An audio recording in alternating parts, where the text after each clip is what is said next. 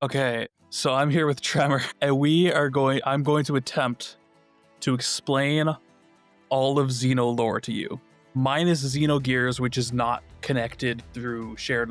It's connected through, like, shared ideas and some lore things, but it was very much they don't own the rights to that anymore, so they can't literally connect it.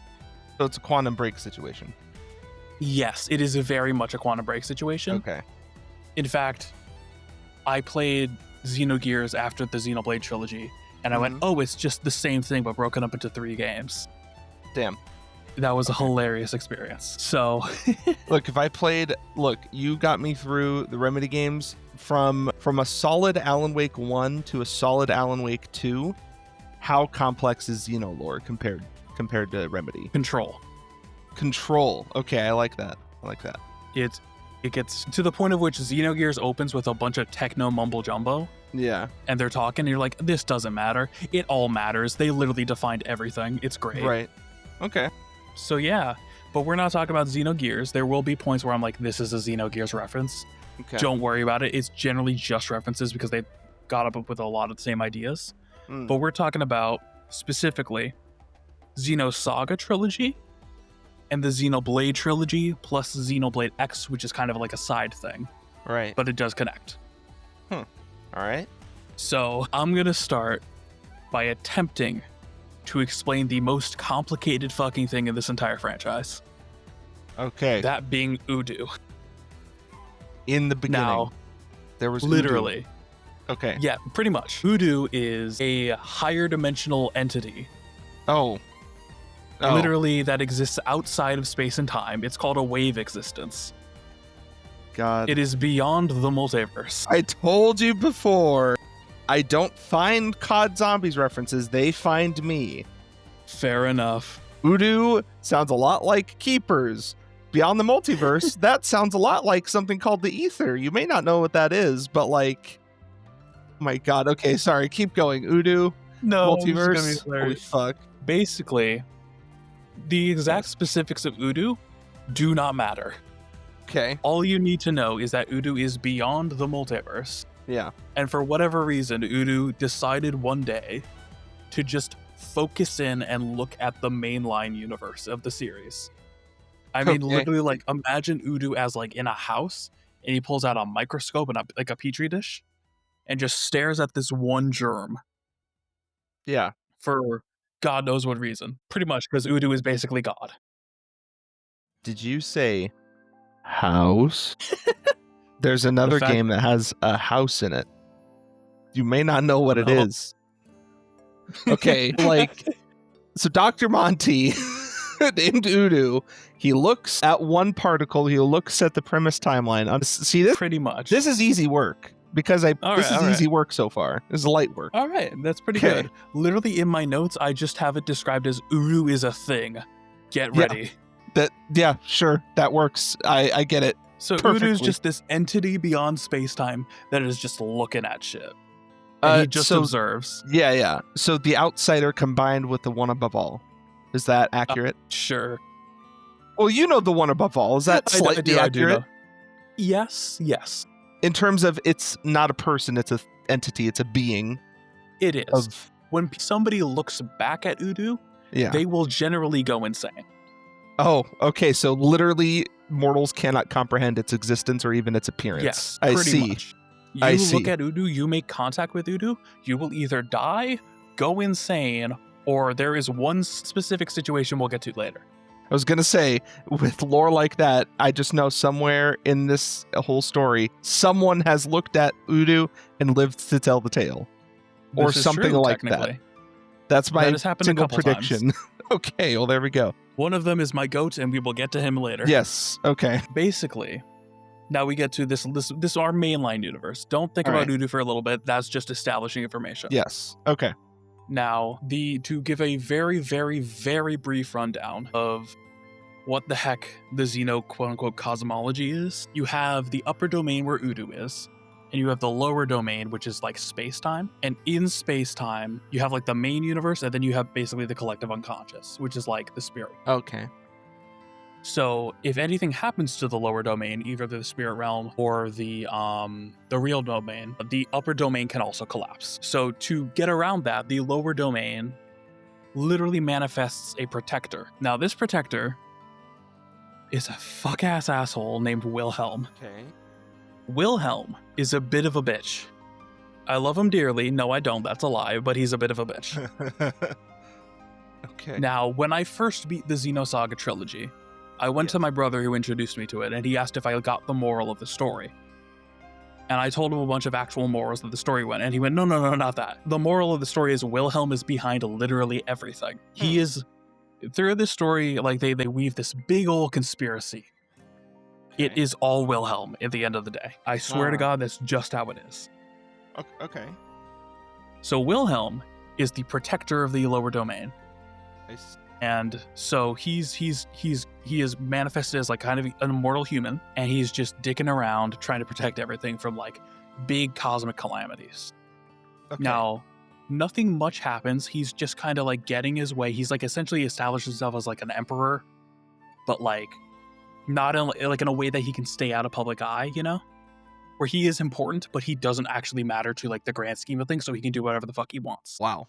Okay. Now, all of that changes when there's this grand dual-faceted power called Anima and Animus. My God, the ether and the dark ether. No way. And this power manifests in two individuals. Oh my God. Okay. One of them is named Yeshua, and one of them is named Mary. Okay. Now, they are living in around 2,000 years ago, okay? Like to our time. Mhm. They're learning they have these powers. They're like, hey, we should use this for good. Think of all the amazing miracles we could do and all that. Mary gets a roommate, let's just put it. It's never clarified. They were definitely fucking. And Yeshua becomes best friend with this guy who's going on a book tour, essentially.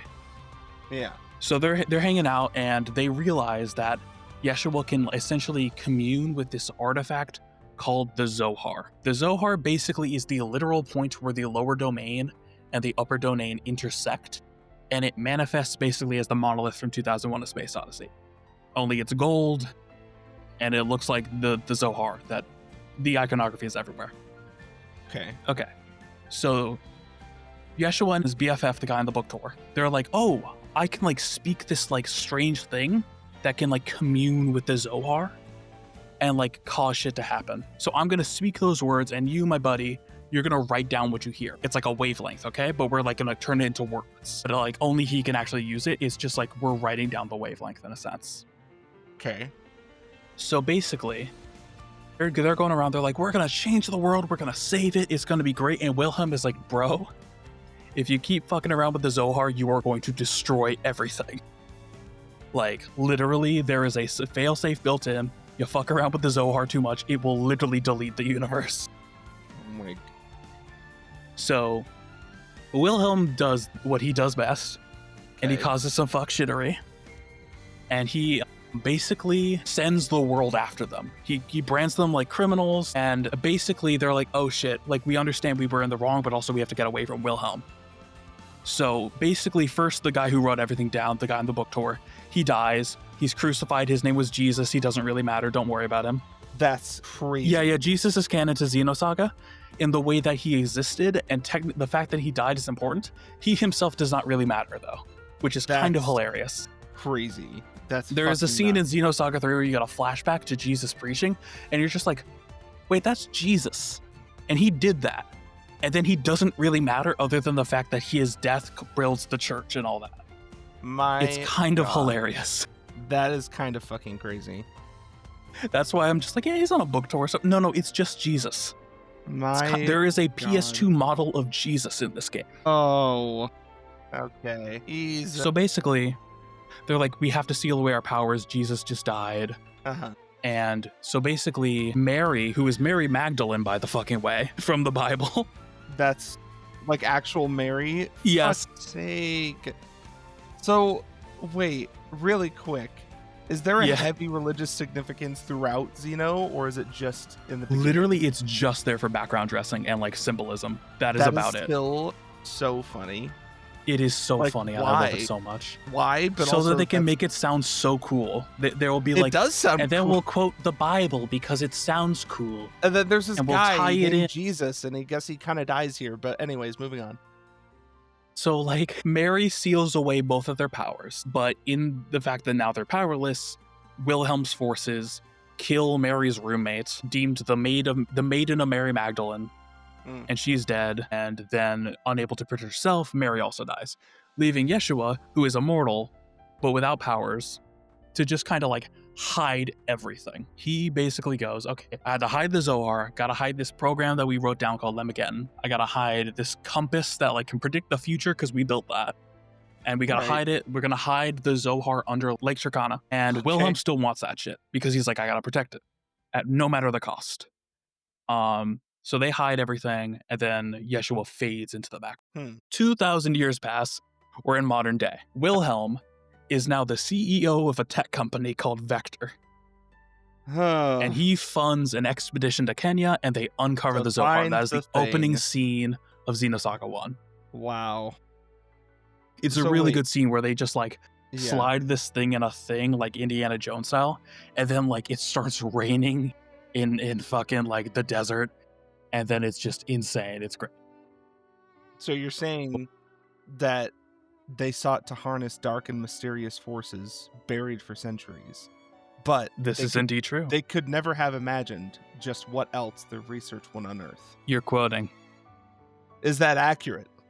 That is very accurate, actually. What I'm hearing because now we're in the part of the story where scientists fuck everything up. So what I'm hearing is everything in history is just COD Zombies. That's what I'm hearing. Pretty much. That's pretty the much. origins intro. We have exited the Bible Percy Jackson era. Still, and we're in which was cool. the scientists fuck everything up angle. So if this is the first game when this opening happens, in what game do you learn all of this, the background lore that you just explained with all you the get drip fed it throughout the trilogy of Xenosaga. Oh, okay. No, that's cool though. That's really cool. Okay. Yeah. So basically, they find the Zohar, they find Lemageddon, and they find the compass. The compass gets sent to Wilhelm. The Zohar gets sent to Canada, where a bunch of scientists are working on it. And there's this one scientist named Grimoire. Okay. Grimoire Verum. Now, he is the lead scientist. Yes. He is the lead scientist on the Zohar project, headed up by Vector. And he's like, okay, I'm able to turn this wavelength that they wrote down into a literal computer program that can communicate with the Zohar. So we can now do fuck shittery. Now, he decides they want to have a human communicate with the Zohar. So he picks his fucking child daughter named Nephilim. Why is this sounding so familiar? I don't know, but you've pointed it out to me now, and now I'm like, oh no, it's Sam. Don't you see?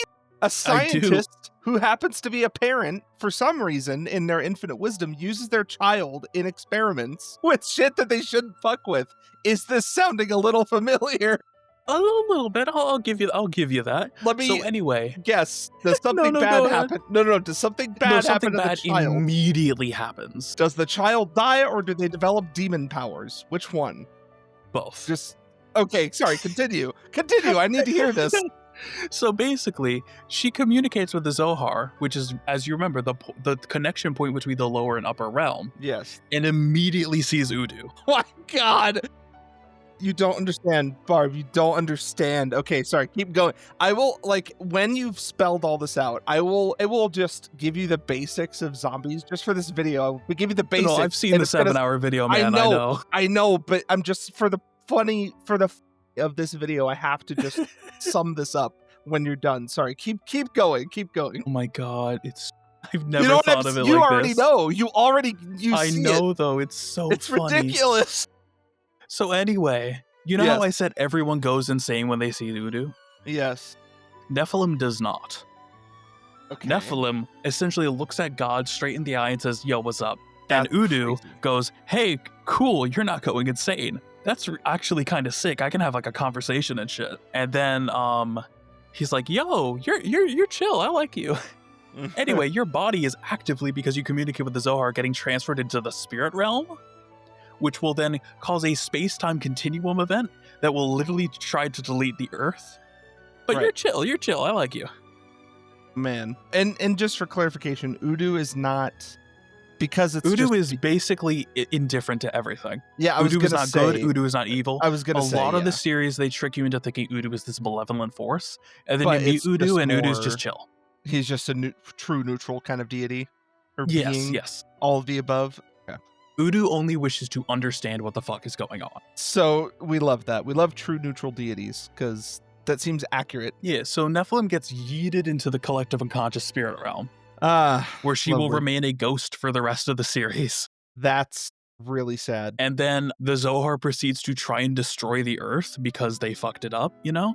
Huh. Grimoire also becomes essentially a digital entity through all this, merging with all the tech and whatever. I'm realizing the zombies implications as I'm speaking. Yep, I'm not even going to say them anymore. I'm going to save it for the end. Oh my god. Yep. My God. Win! I always You win! And then Wilhelm... Now, basically, here's the thing. In the original Xenosaga timeline, the Earth gets deleted at this point. Okay. Wilhelm has to shoot everybody off of Earth in spaceships. Right. Because they're like, hey, Earth's getting deleted, we need to get the fuck out. However, Xenoblade has established now, in kind of a, we know this has to have happened, but it hasn't been fully communicated yet, that Wilhelm somehow prevented it from spreading. Because something else will delete the Earth later. Don't worry about that for now. Okay. So, multiple threats to Earth's existence. We love that. Yup. Okay. So basically, the original Zohar project being a failure, the governments get involved. They're like, hey, you almost deleted the Earth. We should, like, prevent you from doing that again, but also we need to investigate this big gold thing. Uh-huh. So they build a big orbital ring around the Earth, because technology's been going crazy because of the Zohar, like, helping shit, you know? Yes. And they set up this organization called Iodos, I believe it was called. Okay. And the lead two scientists now in charge of the Zohar project are Galea and Klaus. We will come back to them in a little bit. Because as this is going, Wilhelm's like, hey, I'm going to need to, like, eventually get people off of Earth because this is going to happen again. So he starts creating this kind of, like, using the collective unconscious spirit realm. He's basically developing this, like, half internet, half space travel network thing that can travel. He can basically teleport things faster than light, and that'll be the basis for space travel. Okay. But he needs to make sure humans can survive it. So what he does is he starts essentially bioengineering children. So now we're getting into some Halo. Okay. And he builds a bunch of them. They're called designer children, or in Xenosaga it's called Salvators. In Xenoblade it's called Saviorites. We're just going to call them Saviorites for now, because it sounds cooler. Okay. So he builds all these Saviorite, like, bioengineered children, and he's like, cool, we're going to connect you to the Zohar, we're going to shoot you through, and everything's going to be fine, and all but one of them die because they all saw Udu and died. I see. The guy who didn't die, when Udu doesn't go insane, but is filled with fear, essentially, this undescribable fear, because he learns through this, because Udu is outside of time and space, that eventually the universe is going to die. No And way. he believes Udu is going to do it. Okay. Because basically, tiny little bit of lore right now, when somebody dies in the Xeno-Series, they go into the collective unconscious like a ghost, right? Right, so the But spirit if world they're is actually Yeah, the basically. spirit world for basically Yes. everyone. Okay. But if you're terrified enough of that process, you will literally reject it and become this, like, demon ghost thing called a gnosis. Okay. If there are enough gnosis Yeah. to tip the balance of that, the imaginary number domain, which is the spirit realm, will collapse, leading to the collapse of everything else. Are these gnosis, are they inherently, like, malicious, or? They're basically a force of nature. They are literally drawn to energies outside of normal shit. Yeah. And will just latch onto that stuff. Okay. So they are attracted to the Zohar, basically. That's important to remember. Okay. This guy, he's like, oh shit, the universe is gonna die eventually because I saw it because I communed with Udu. I think Udu's gonna do it. I'm going to dedicate my entire life to killing Udu. Man. This man's name is Dmitry Yuriev. Wow. You have heard me talk about him before. Yes, I have. Because, for context, I have started ironically glazing this man as the greatest character in fiction. But why is a man who's trying to kill God, non-evil God, your favorite character? Because it's funny. Okay. That is the sole reason. Because no Okay. one else knows who he is in our friend group, and I can just start glazing him. They won't realize that technically he is just a background character. He does stuff, he's important. But like the big joke of my joke is that somebody who like Birdie has played that whole series and he's like, wait, why Dmitry Yuriev? And that's the joke. Because it could be literally anyone else. So you don't love him in the sense of like you love Alan Wake because it's like a no, he's nowhere character. Near on my favorite characters list, but it's so you funny love to his be character more in the. This is going to be a kind of a flimsy comparison, but I'm going to use it more in the Nightingale kind of sense. He's a very much a Nightingale character, like unironic, because like he's got lore. Giga I'm Chad. sure Dmitry has lore, but he's not main character lore. It's just more. Love this man because he he's will funny never and give up on his quest, and it's hilarious. So it sounds like he spends his existence getting cucked for trying to kill God.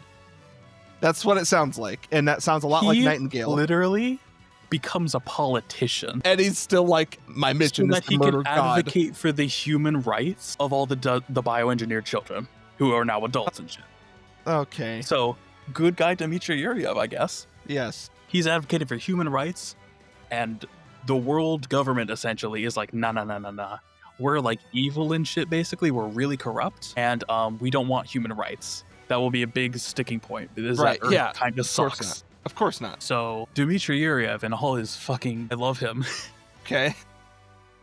Is like, all right, so I've learned this. There's this thing called the Zohar. Yes. I want that shit so I can kill God. Also, my people want that shit because it's this big, strange battery that the government is hoarding to themselves. Okay.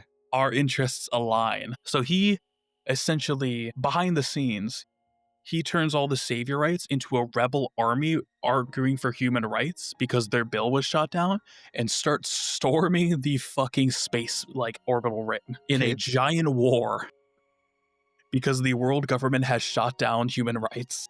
Right, the war on the Halo. Got it. Yes. Okay. Now, do you remember the name Klaus? I remember you said it, yes. I don't remember. Now, Klaus and Galea are in charge of the Zohar. Okay, right. Okay. Now, Klaus is undergoing a little bit of a crisis of faith. Ooh, okay. Because he thinks Earth is kind of fucked. Sounds like it is. It very much is. Yeah. And his solution is Control-Alt-Delete. On Earth? Pretty much. He's like, yo, Earth, this whole Earth thing isn't working out. I have a literal dimensional portal. What if we just found something better? Or created a better universe where we could just start over? Yeah. I definitely know about characters that think their plan is to destroy Earth. There's a couple characters that I know of that do that. So basically, Galea's like, yo, maybe don't do that.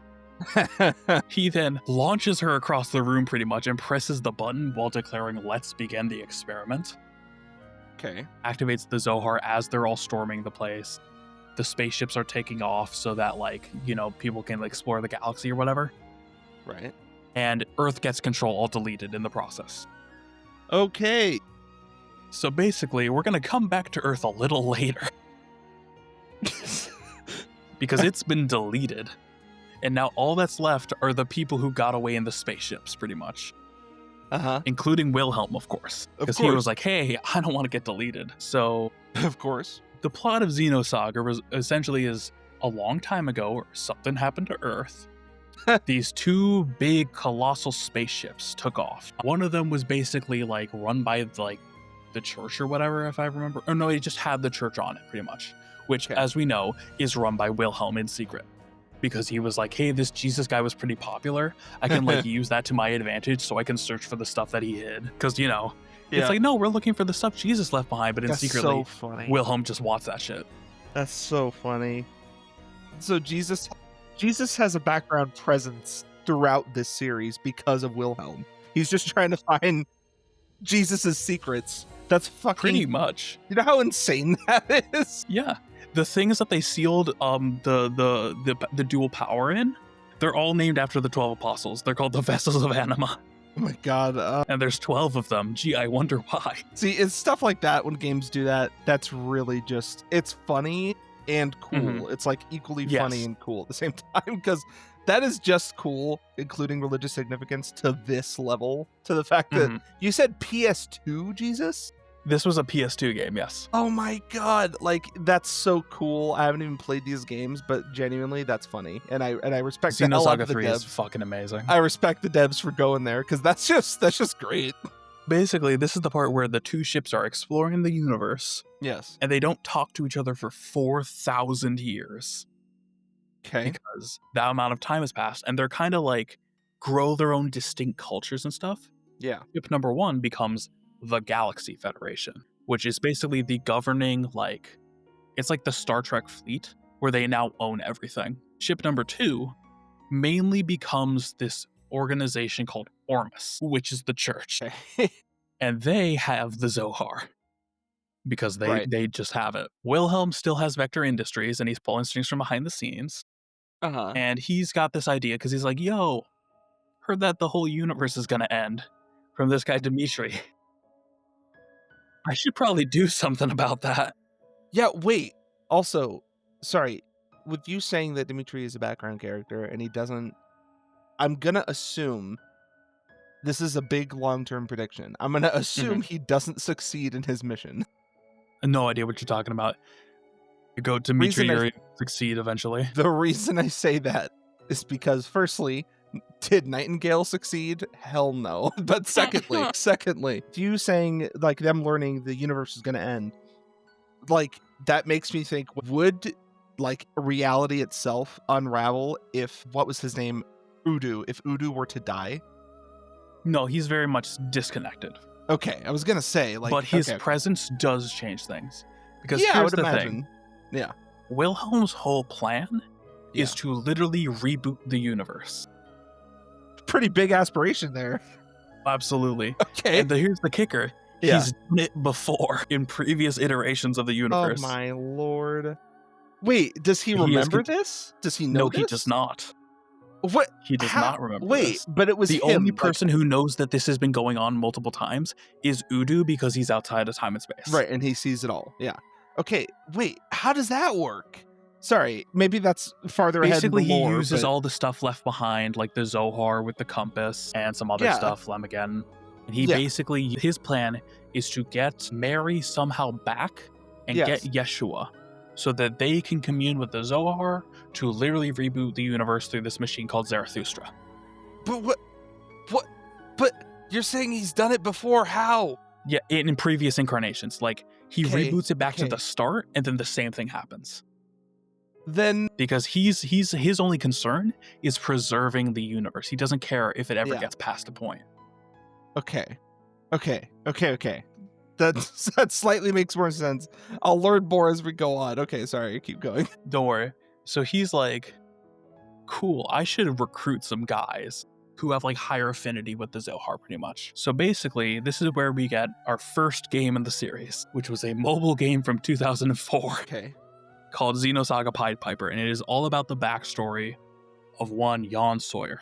Now, he is a cop for the Galaxy Federation, and his whole thing is he's been hired, along with his team, you know, because they're cops, to track down a serial killer called Voyager.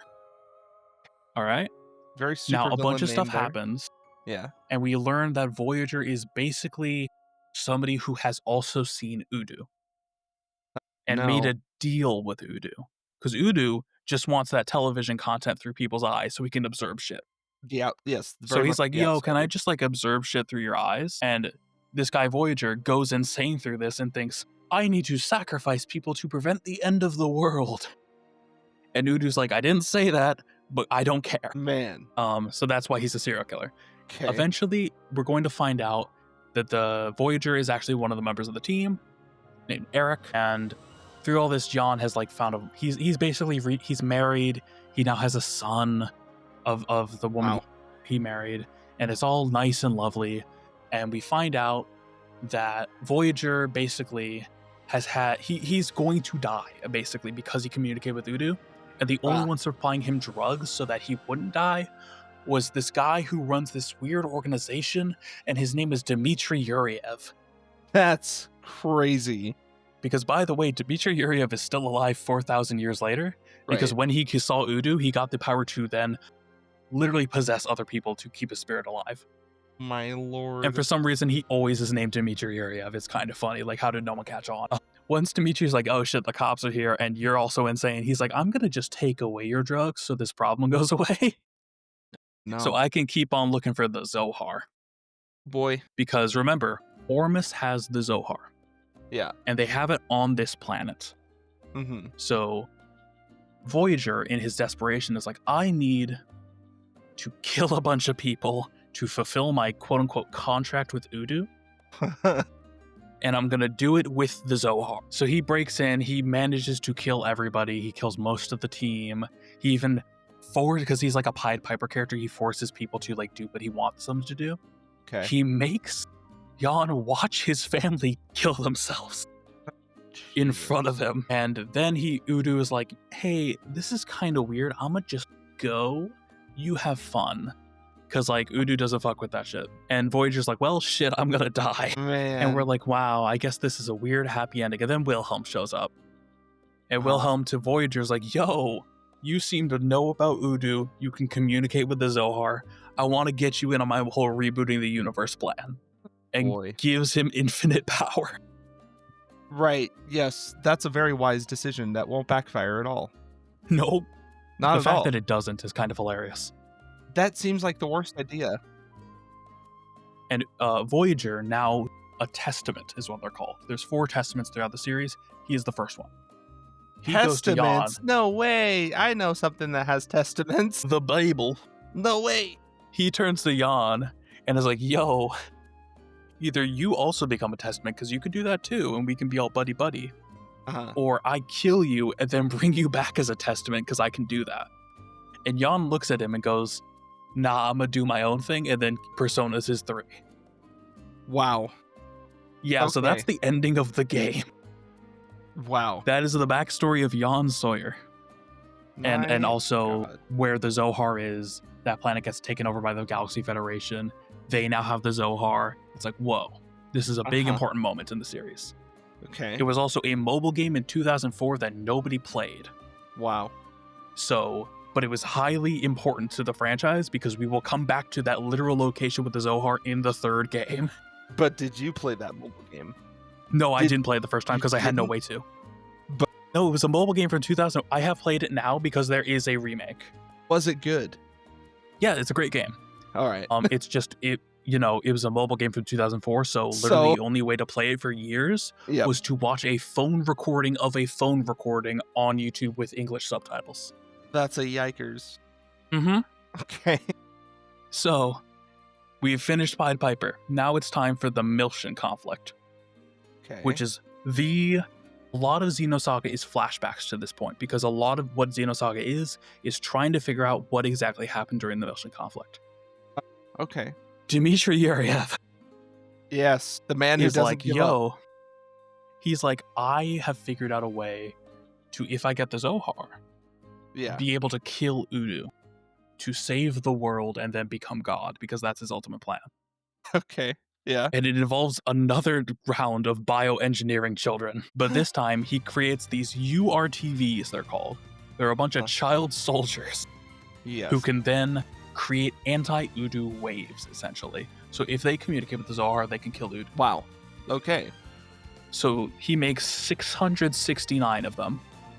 Jesus. And 664 of them are all a hive mind. Okay. The remaining 4 are named Rubido, Albedo, Samantha. that's Citrine. Okay. And then Negredo. Okay. Okay. So we got those 4.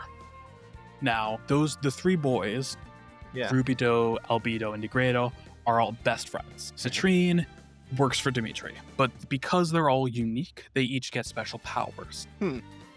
Rubido is able to basically halt his own aging, so he, when we meet him later, still looks like a child. He's able to kind of control like a time field, if I remember right, but I might be wrong about that. Albedo, who was originally a conjoined twin with Rubido, is able to regenerate his body. There's this really horrific scene where he he learns what dying is for the first time because he can't die, and he has to come to the realization that his friends and family are going to die. Man, and it's kind of horrific. Existentialism for a child, yikes. But Negredo doesn't know what his power is, but he knows that he has one. So, remember how I said the Galaxy Federation now has the Zohar? Right, yes. So they're like, we should set up a organization to investigate this thing. That is called UTIC. UTIC is just a front for Ormus, because Wilhelm also runs Ormus, so he can do whatever the hell he wants. Yeah. So basically, we get the lead scientist of UTIC, who's a man named Joachim Mizrahi. I love that man. He's cool. Okay. Now, Mizrahi has a young assistant. His name is Kevin. I hate Kevin more than anything else in this world. No. Okay. Now, a while back, the original planet that they were investigating the Zohar on, which was the one that they had it originally on in a Pied Piper, they were like tapping the Zohar a bunch and accidentally released a bunch of Gnosis from the spirit realm into the real one, and it completely overran the planet.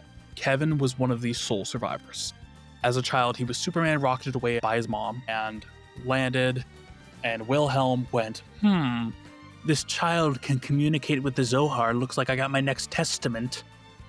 And he shows up to this young, traumatized child and goes, sup, I'm going to reboot the universe. You in? Oh, man. Literally just kind of like that. There's the scene of where he reveals his plan to him. And you see young Kevin just kind of like, oh, okay. That sounds sick, I guess. And then Kevin is basically raised by Wilhelm.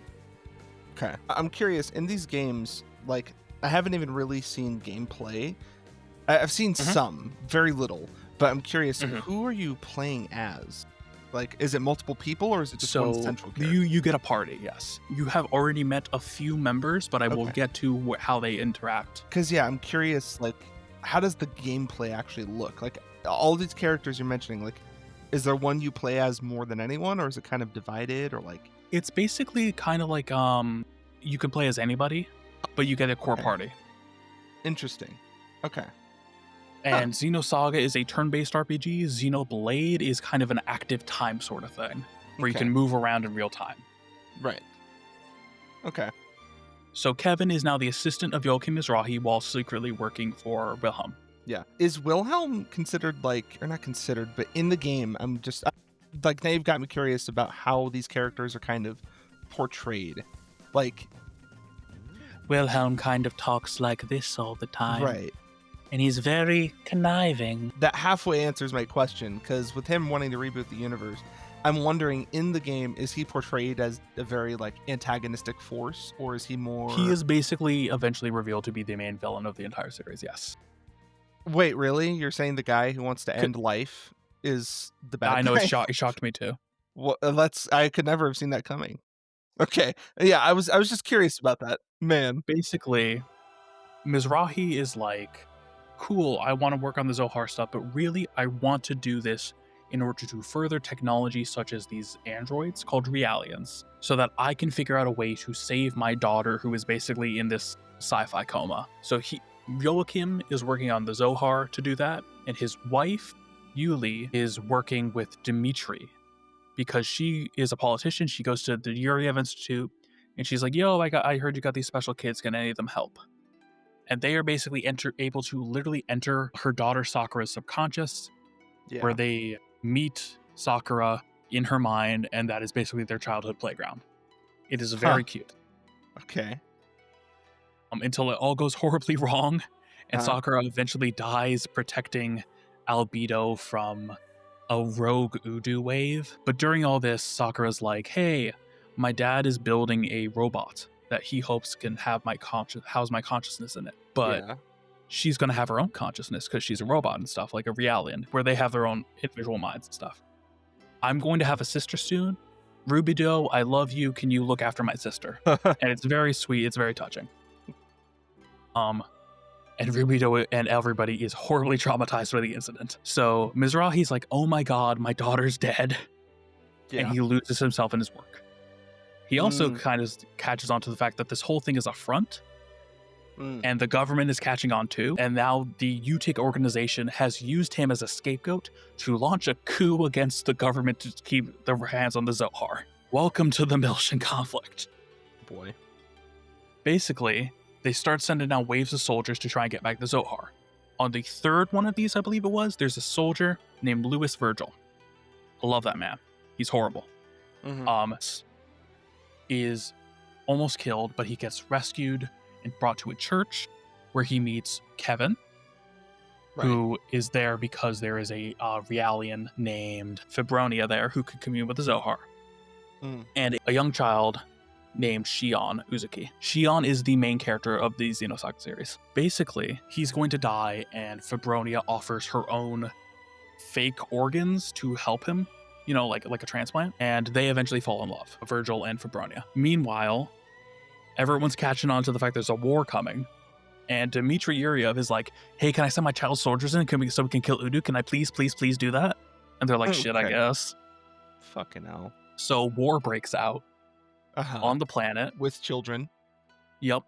And Utik is like, hey, so we have all our Zohar powered devices, and we can just make all of your Realian soldiers go insane. And Mizrahi's like, hey, don't do that. And because he's got a conscience. And the actual head of Utik, Sellers and Kevin, are like, yeah, fuck that. So they turn on this thing called the Song of Nephilim to literally drive all the Realian soldiers insane and start murdering everybody. It's this huge massacre, blood in the streets. During all of this, the URTVs arrive at the Zohar. We're like, yeah. And then Rubido realizes that if they fail even slightly, or I think even if they succeed, it will literally blow up the planet. So he's like, yeah, no. Again? And accidentally, in breaking the connection, kills all of the hive-minded URTVs, drives Albedo insane because he saw Udu. Right. And Negredo is hurt, and they all try to escape. So the government's like, oh shit, we gotta rescue the living URTVs. So they send in this safe Realian called, oh my god, his name is Kanan. Kanan was in Pied Piper, but he was a Realian called Lactus at that point.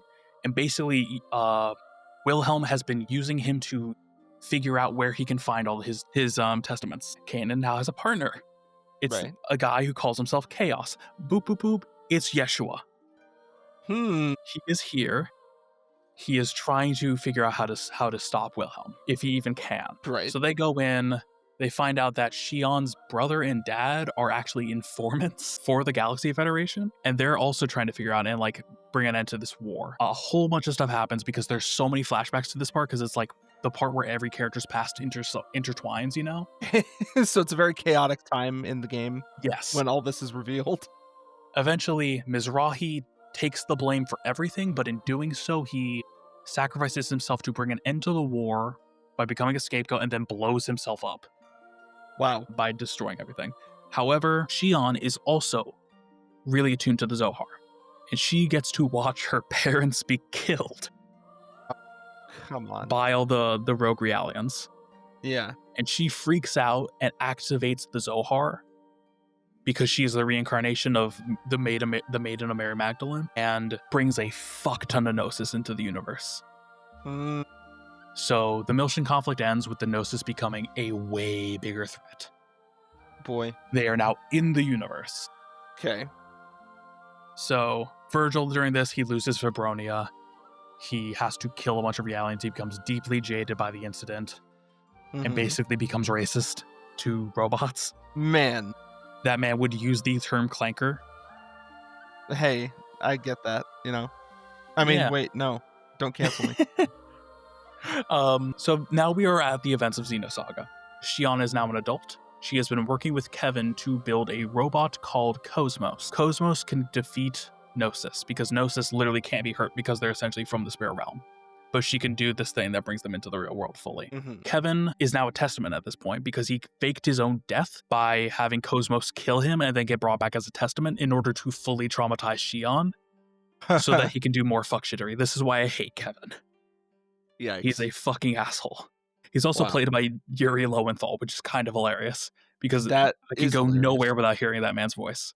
Yeah. Now we're at the events of Xenosaga 1 to 3. This is going to be much shorter because so much of this series is backstory. So, and really quick, before you do that, for how many total, because there's Xenosaga and there's Xenoblade, how many total games are there? Technically 8. We've gone over 1, but that's a mobile game. There's 3 Xenosaga games. There's 3 Xenoblade games, and there's Xenoblade X. Xenoblade X is literally going to be a footnote, though. Okay. Sorry, proceed. Literally, feel free to interrupt me whenever with questions, because then it's not just me talking. Okay. Basically, we're like, hey, we built Cosmos. We're on a ship. We're going, oh no, the Gnosis is here because we found one of the Zohar emulators, which are these machines designed to emulate a Zohar wavelength. There are 12 of them, and Mizrahi built them, and they're kind of all over since the conflict. They get their hands on one. It causes the Gnosis to appear. The ship blows up. Cosmos, Xion, and Alan Ridgely, who is Xion's assistant, are the only survivors. Man. Also, Louis Virgil was on that ship, and he gets killed. Okay. He will be back later as a testament. Don't worry. Everybody meets up. Our core party is Xion, Cosmos. Remember when I talk about Jan Sawyer? He gets brought back as a cyborg for the government, who legally cannot die because he is government property. Man. Yeah, it's really dark. Yeah, he's sent to rescue Momo, who is the sister of Sakura, the robot, who has all of Mizrahi's data locked in her head. Then we have Chaos, who is Yeshua, who's been hanging out with a ship that is owned by the Kukai Foundation, which is really just Rubido under the name Junior. So that's our core party. We're going around, we rescue Momo, we meet some dudes, there's like a bunch of stuff that happens, but really it's all just setup. And eventually Albedo shows up. He's gone insane, and he wants the data inside Momo's head. He kidnaps her, he activates the Song of Nephilim again to lure them in, and we have to fight him, and then we rescue her, and it's great. However, Cosmos seems to be... Because a big thing about Cosmos' personality is she's purely driven by logic. So she literally killed Virgil so that they could escape. Even though she could have done it with him living, but it would be less optimal. So she's a min-maxer. Very much so. To the extreme. A lot of Xenosaga 1 is like, is Cosmos going to form a conscience? And she sacrifices herself near the end to save them all, but somehow lives. Because it looks like Chaos is able to use his powers a little bit to save them all, but in secret. Okay. That's the events of Xenosaga 1. Yeah, it's a lot of setup. The games are also pretty short. And also a lot of it is flashbacks. Also, Nephilim shows up a bunch to foreshadow shit because she's a ghost. Right. Xenosaga 2, this is where we learn all about Junior's past because we're inside Momo's head. We get to learn all of Junior's past, yada, yada, yada. But it turns out Albedo let them escape so he could trigger a trap. We go to fight him. We find where the Zohar is, but it's being taken over by Ormus, who remember Utic was the front for them. So we fight the Pope. Right. Okay. The Pope is a boss fight. Like Pope. Like the actual Pope. The Pope is a boss fight in Xenosaga 2. They don't stop. We go to Milsha, we fight them. Okay. And eventually we get the Zohar and we're like, oh my god, we got it. And then this huge Gnosis appears and just eats it. And we're like, well, shit. Man. That's Xenosaga 2. In between Xenosaga 2 and 3, there was a Flash series that explained like a missing year, you know? Basically, Xion learns a little bit about her own past with her father. She's like, my father hid something because he was a part of the Zohar project. And also we deal with Grimoire, who comes back looking for Nephilim. And a bunch of stuff happens that isn't really important. All that's important is that Xion leaves Vector, because she was working for them, to go join a resistance group to figure out more about her past. Xenosaga 3, a chunk of Earth appears in space. Oh boy. Yup. We call it Rennes Chateau. It has Mary's grave. That's insane. Xenosaga 3 is awesome. Cosmos is getting replaced as a model. Her new model, Telos, is basically evil Cosmos. Basically, everybody teams up, we rescue Cosmos from Demolition, we go to Rennes Chateau, and something happens that brings us apparently into the past in the Milshan conflict so we can fully explain everything. During that time, we learned that Virgil was brought back as a testament, and he gets his redemption arc. He meets past Fabronia, who is also a ghost at this point, and they go away and live happily. It's very cute. It's funny because Virgil, you go from hating him to loving him in a very cool way. Okay, because he is deeply racist when you meet him. So we get out of there. Turns out the whole thing was orchestrated by Kevin in order to trigger Xion to get the Zohar back by her freaking out again over her parents' deaths by summoning it again. Meanwhile, Dmitry Yuriev is back. He's possessing Guinan, who is on Negredo, because that's his secret power, is that he's secretly the next body for Dmitry Yuryev. Yup. Dmitry is like, cool, I got the Zohar. I'm your next boss fight. Oh no. We find there's this child that can pilot a robot called Omega. The child's name is Abel. Abel is secretly the human incarnation of Udu. Because Udu saw Nephilim, went, that chick's cool, I can do that also, and then incarnated as a human on Earth. So now with that, it's possible to interact with Udu, technically. Yes. He's a very quiet child. Yeah. He's also the guy from my profile picture. Really?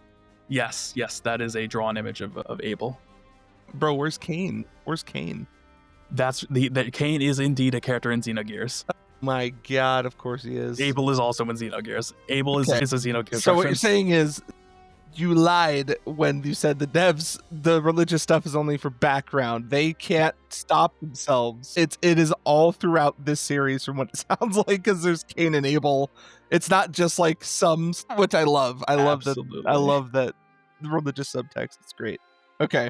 Now that we've defeated Dmitry, we're like, okay, we got the Zohar, but it's in Wilhelm's hands. Oh no. We need to go to Mictum, which is where everything started back in Pied Piper.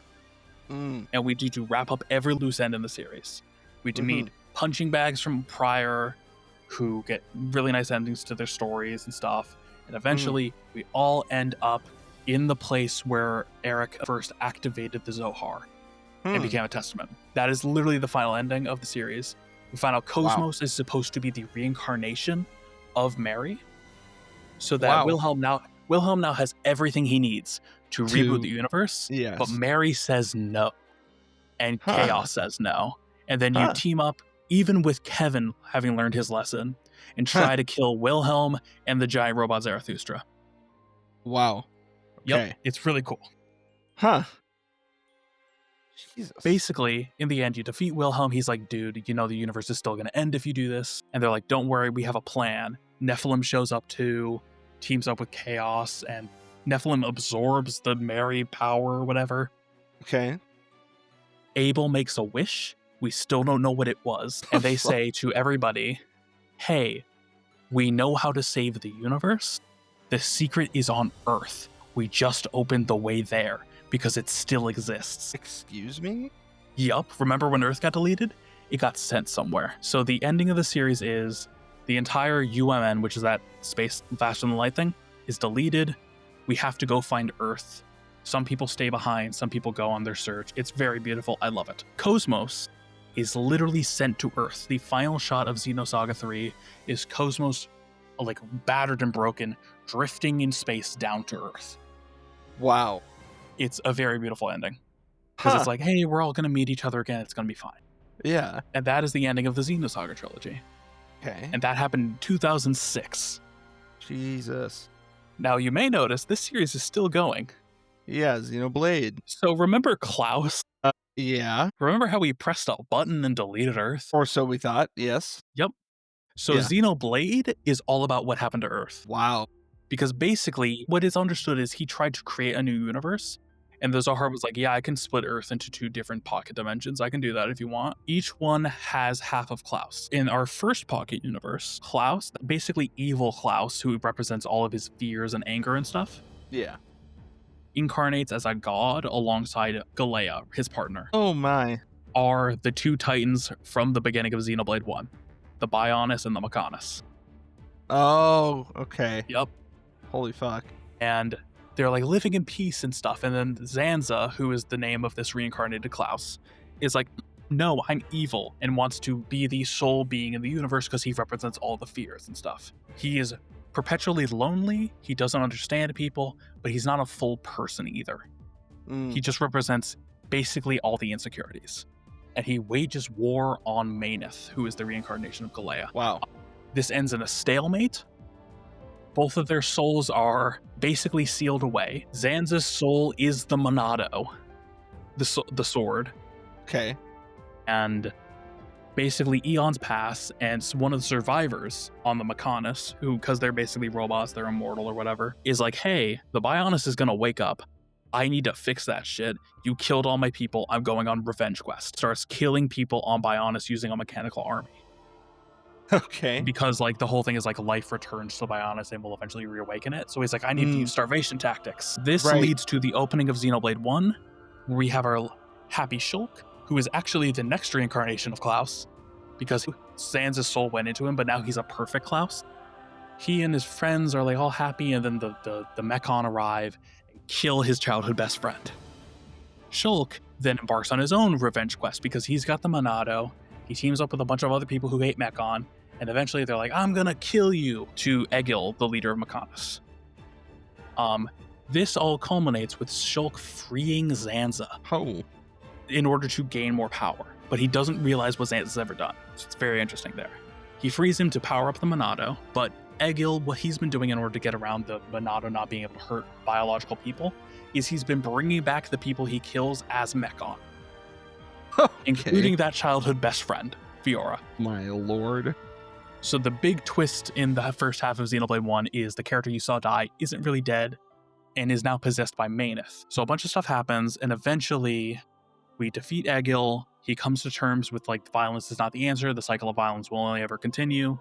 Well, then Zanza shows up, and he's like, I'm going to kill you all so I can reboot the universe again. Boy. Yup, we have to kill God now. Maineth sacrifices herself to buy them all time, saying like, make a world with no need for gods. It's very beautiful. Throughout the game, you meet this guy named Alvis. Alvis seems really important, but you don't know why. He also seems to know a lot more than he's been letting on, and he knows how to wield the Monado. Turns out, Alvis is part of the machine that rebooted the universe. That's fucking nuts. That machine was called the Trinity Processor. It has 3 AI cores to manage it. The first one, Ontos, becomes Alvis. Right. Okay. He is the one basically letting Zanza and Maineth be gods in this universe and control everything, because he's basically the true god and they act as his proxies, but he can't control them. So now that he has a fully reincarnated Klaus, he's like, yo, buddy, can you kill this dude for me? Oh, no. And so you kill Zanza. Alvis, Ontos, is like, yo, you are now the god of this world. I need you to make a wish so that it doesn't die. And Shulk wishes for a world with no gods. He throws away the Monado. The world reboots and becomes a beautiful oasis, and everybody lives together in happiness. Okay. That's the first world that gets split off. Okay. The second world has basically all of Klaus's good qualities as a Klaus. Yeah. He, including the ruins of all of Earth, goes, oh shit, I just destroyed everything. I need to fix this. And he rebuilds the Earth as a god, basically, by like using all of his future tech. Yeah. There are, however, those two other AI cores there. Yeah. One of them is Pyramithra. The other is this dude named Malos. Eventually, this dude breaks into what is called the World Tree, but it's really the old space elevator thing. That's just been grown over with vines over eons or whatever. And he's like, I need to go see God and find out why he cast us out, because that's the legend they've grown to. And Klaus hides from him because he's like, I need to make sure that whatever world I create doesn't have anyone like me in it that will then destroy the world again. And he sees this guy, Amalthus, and he goes, that's me. That's terrifying. That's somebody who hates himself enough to destroy everything. So he loses faith in everything, Klaus, again, and he lets Amalthus take those 2 cores back there. Amalthus immediately awakens Malos, who is then overcome with Amalthus's lust for destroying everything and tries to destroy everything. The rest of the world is like, oh shit, including Amalthus, who's pretending he had nothing to do with this. And he gives the other core to this guy named Adam. Adam awakens Mithra, and they embark on a quest to defeat Malos, including such members as Laura and her blade Jin. In this world, basically, you have people and they summon forth blades. That is kind of how he summoned Malos and how Adam summoned Mithra. Works under the same logic. Jin is one of the best characters in the game, and eventually, after they defeat Malos, Mithra freaks out because she accidentally destroyed an entire continent and tries to seal herself away by literally creating a proxy personality called Pyra that is representative of everything she wants to be, so that Mithra can hide away from everything. But then Pyra receives the brunt of everything and becomes a wholly new personality. It's really cool. Pyra Mithra gets sealed away, and Amalthus, who is now basically the Pope of this world because he's risen in power, we're going to fight the Pope again. Boy. Yep. He wages war, saying, oh no, they just destroyed another continent, but really I just want to wipe out this nation. And ends up almost killing Jin. Jin literally fuses with his driver, Laura, who like awakened him, so he can stay alive, and he gets horribly traumatized and wants to die, but he can't because he's now immortal. Malos shows up trying to figure out who he is as a person, because all he's done was literally just because Amalthus wanted him to do it. Yeah. And they become besties. They are definitely fucking, and they are trying to figure out together because they both want to kill God now so they can destroy everything. And if only Dimitri knew, he would have so many besties, you know? Yeah. Like, there's so many like-minded characters from what you're telling me. If they knew of each other's existence, it would just be there'd be so many bestie evil teams out there. Oh It'd be my God, bad. you have no idea. It'd be bad. Like, Dimitri might even succeed if he teamed up. Yup. 500 years pass. This kid named Rex finds, because the Malos and Jin have finally found where Pyra was sealed. Rex awakens Pyra. She wants to go to Elysium, which is basically where Klaus is. Everybody else wants to go there too to kill the architect, Jin and Malos. So it turns into this whole thing. Eventually, I'm condensing a lot here.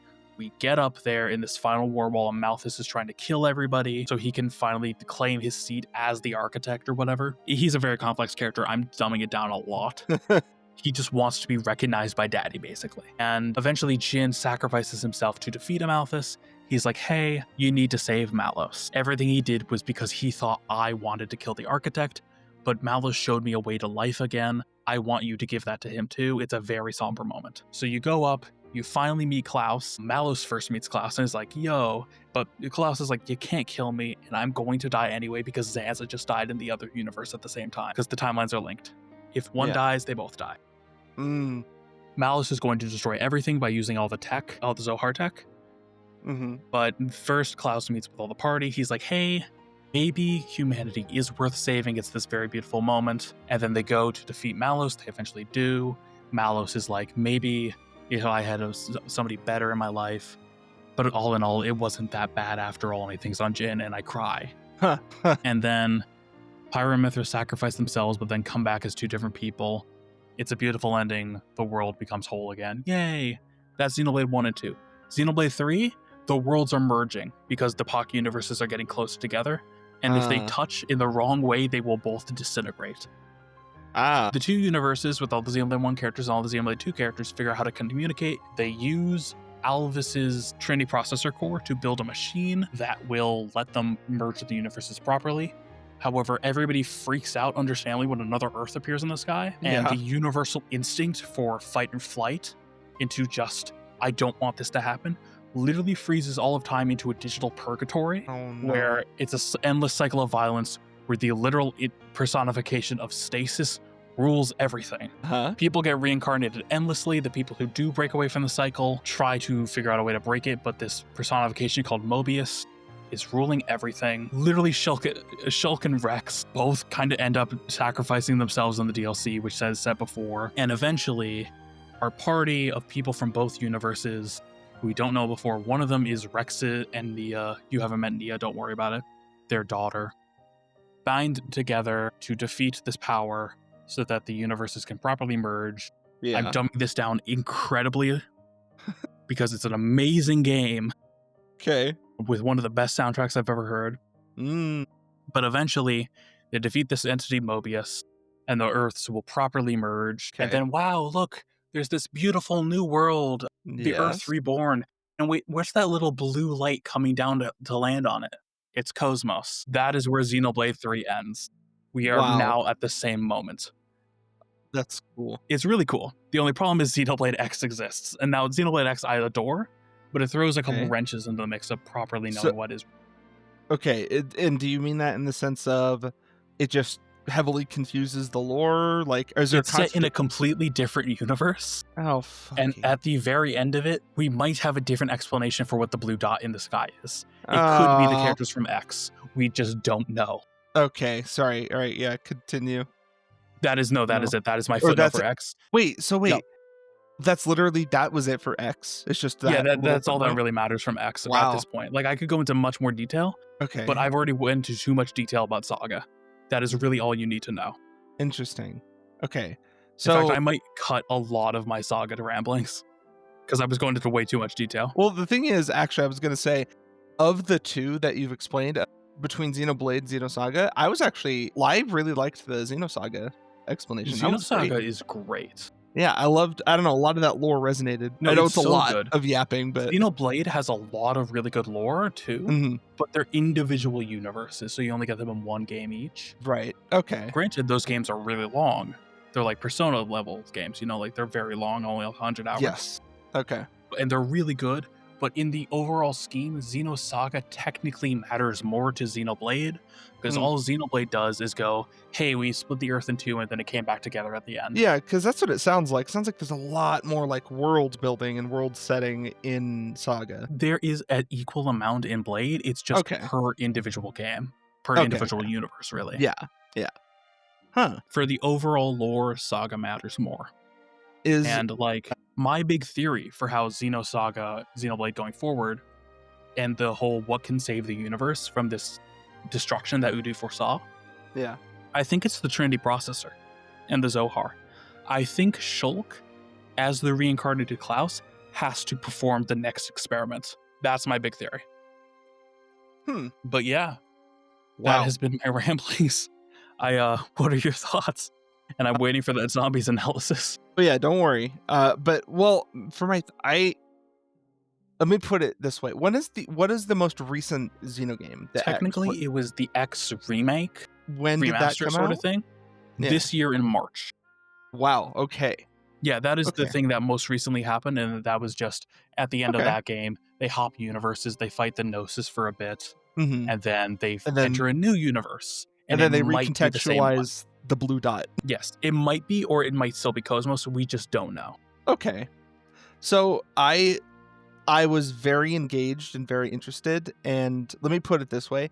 If I had gotten into these games, if these games were a part of my life, like when I was a teenager and I got into video games, I would probably be as obsessed with them as you are. Like, they're very easy to get into. Yeah, like that's how interesting these are to me, because like I love deep world building, I love lore, and so that kind of stuff, it's just right up my alley. So these sounds like if I had gotten into these games, like, I don't know, earlier in my life or whatever, yeah, these are like so for me. I think you would like Saga more than Blade, but I think you would still really like Blade. Yeah. And then Gears is a whole nother thing, because it's basically the progenitor of everything and has every idea in a completely different package. Okay. There will be just like characters in Xenoblade where you'll be like, oh, that's this character from Gears. Right. But in a different context. Oh, that's weird. Man. It'll be to the point of where like you climb the world tree to get to the city from Xenoblade 3. I'm like, wait, what? Oh man, okay. So it's very spider webby, like, oh hey, look, this is from that, and this connects to that. Because originally Xenoblade wasn't supposed to be connected. Right. They just, when they were making 2, they were like, oh, we can connect it as this is where Earth went, kinda. No. And it's only really recently we understood that fully. Literally, the Xenoblade 3 DLC has a radio in a flashback to like what Earth looked like, and you hear Dmitry Yuryev's name dropped. And then everyone went, oh shit.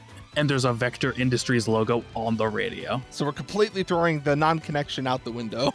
Yep. Like, to the point of which and then when people went back to Xenoblade 2 and were like, wait, they called them the Saviorites. Oh shit, that's just the Salvatores. That's Dmitry Yuryev. My god. It lines up almost 1-to-1. It's amazing. Cool. That's why I'm so advocating for the Xenosaga remake so much in every scenario, because I'm like, it makes sense, because those games are still locked to the PS2, but they're so integral to the series going forward. Yeah, that's kind of like right in that sweet spot of a game you'd want remastered, because especially because Xenosaga 2 it's not the best gameplay wise. Okay. The series just needs to be put in one package with everything and remade. It would be perfect. Yeah. Okay. So I'm going to sum this up in 1 minute, but everyone listening and yourself, you already know because you've seen the video and you know the lore. But just for the next, I'll condense it into just a minute. I just want to sum up a few things, and I want you to tell me how similar it might sound to Xenosaga, Xenoblade, this entire universe. Just bear with me here. So, Go on. beginning of time, there was a single entity that existed, and with the power of a magical artifact, the artifact that was created by this universe, it birthed life everywhere. And there was a race of these beings. These beings, in particular, started to engage with a force called the Dark Ether. And then they got corrupted. And now there's two entities, Keepers and Apothecons. And long story short, some rigmarole happens. These entities are locked in an eternal battle. For the Apothecons are vying for chaos, the Keepers are vying for order. And then the timeline splits, and there is an original timeline where a lot of these scientists who are experimenting on this substance, one scientist in particular in his infinite wisdom experiments on his own daughter, and his daughter is completely transformed by this substance and this darkness and corruption. Turns into a monster, essentially. She has the power of the ether itself. She's basically a god in a child's body, and that child still is innocent at heart, but she is wreaking havoc across the world. That father is kind of similar sounding to Kevin, but Kevin, the scientist guy with the daughter, kills himself to get revenge on these other Nazi scientists, kills himself in front of that corrupted daughter that he corrupted. It's his fault, just to send her on the path to revenge. Corrupts her even further. She goes insane. She wreaks havoc on the entire world, threatening an apocalypse. A few rogue people are split across two timelines. And long story short, these four people, young and old, they coalesce across many different realities. And eventually, the solution is not really a happy one. This is where it differs pretty much from Xenosaga and Xenoblade. But the solution is similar to the overwhelming threat that you've just described to me, and that is the universe must end. It ends with these four accepting that they themselves have become corrupted, and to stop the corruption, they must end themselves, which then ends the universe with the help of a magic lamp. So, does any of that at all sound familiar? The fact that once you started referencing it, I went, wait, that is similar. Oh no, it's just zombies. Yeah, I swear, a lot of in our friend group, a lot of our friends always, like, I could tell, roll their eyes whenever I make a reference, but I swear I don't just do it to be that guy.